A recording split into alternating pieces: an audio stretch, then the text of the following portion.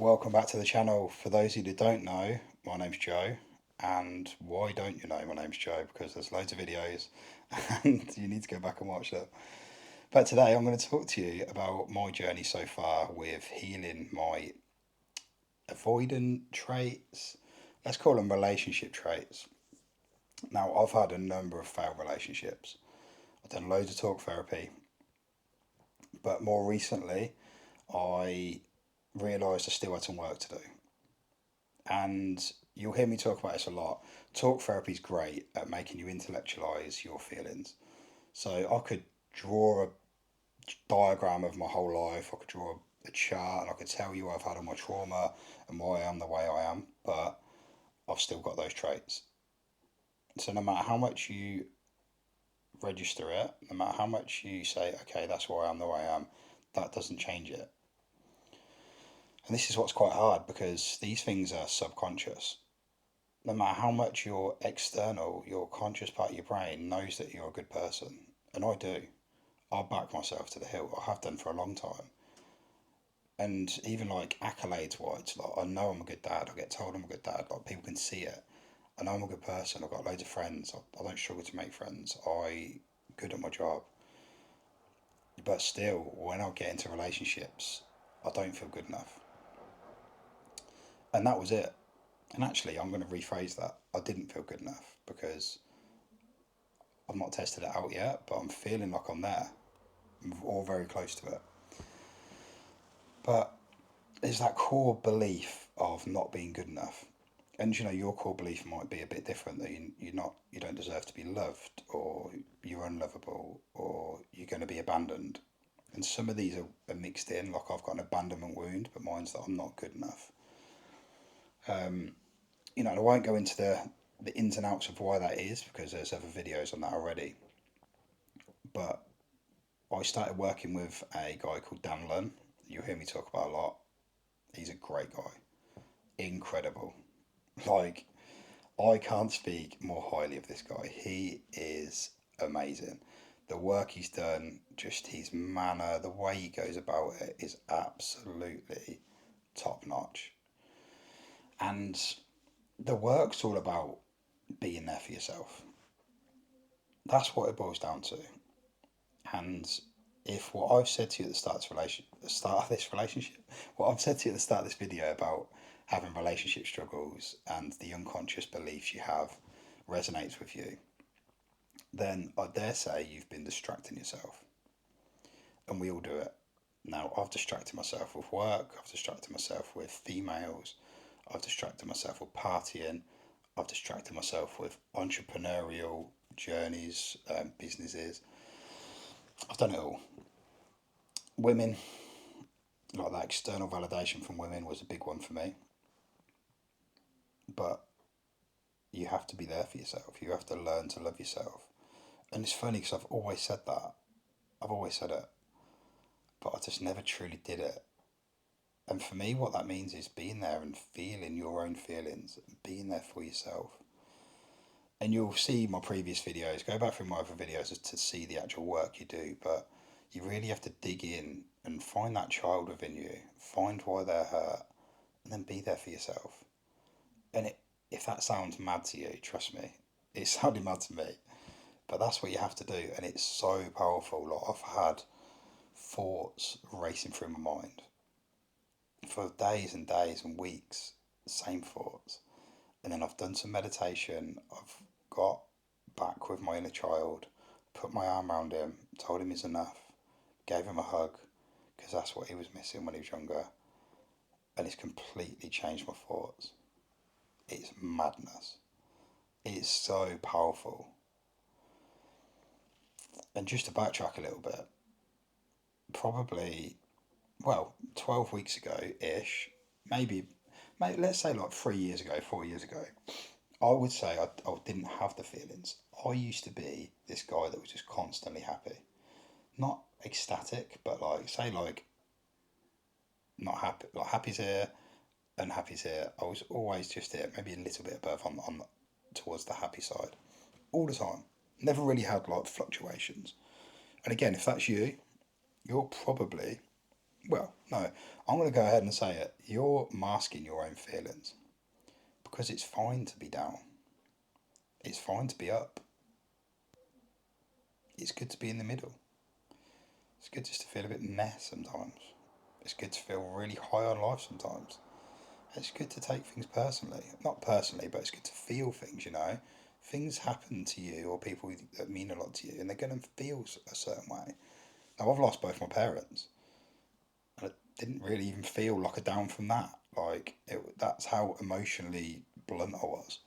So, yeah, to have them feelings and sit with them and then be able to soothe yourself, man, that's where it's at.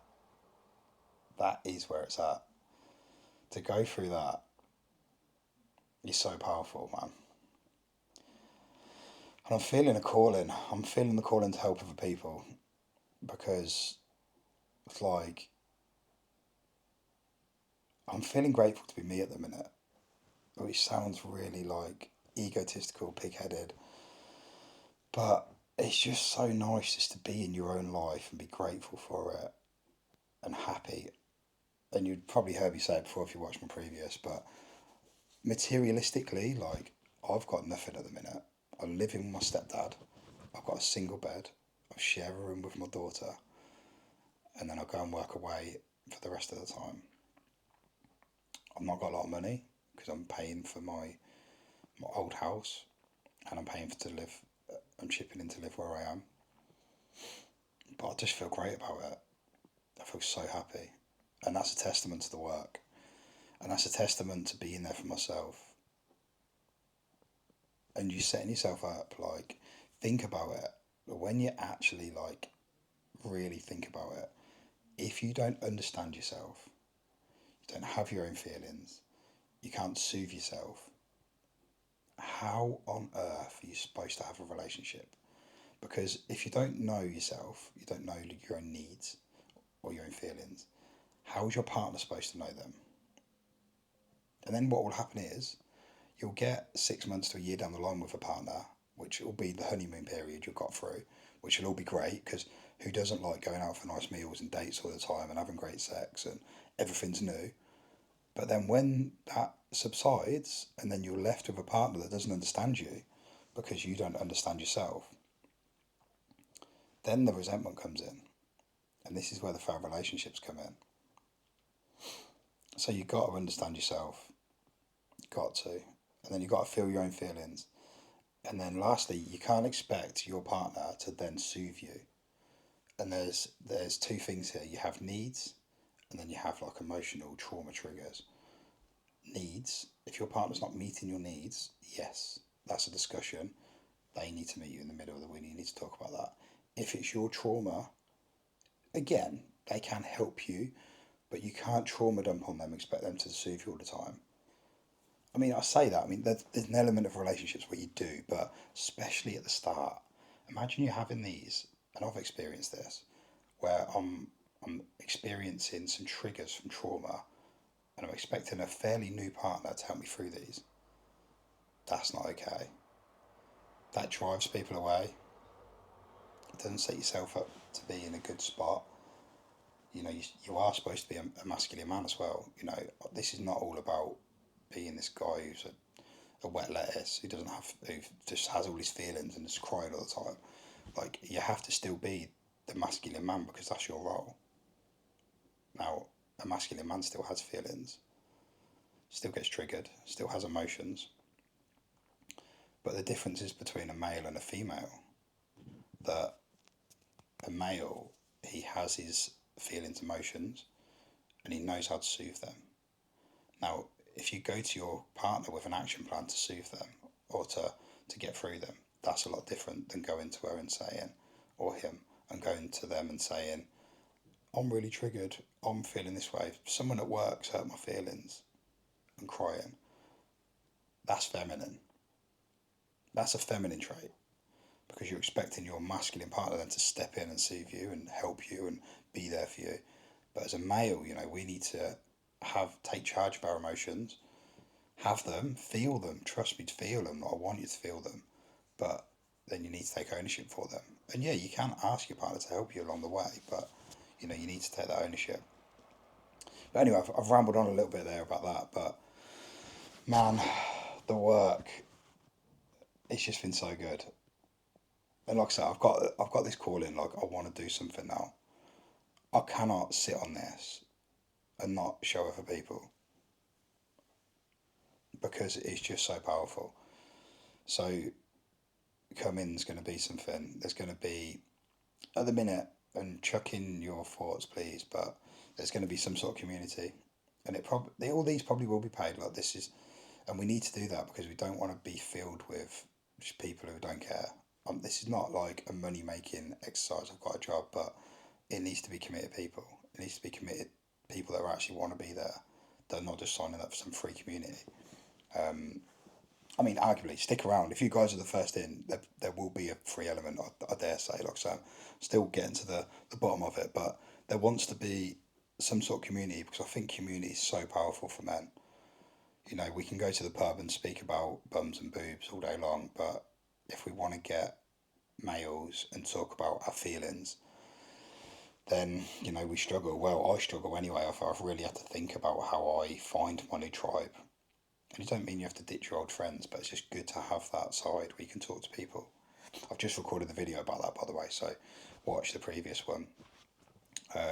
But yeah, and then maybe some coaching, although I don't know about coaching just yet. I don't think I'm quite in the right spot to be coaching because I'm not fully versed.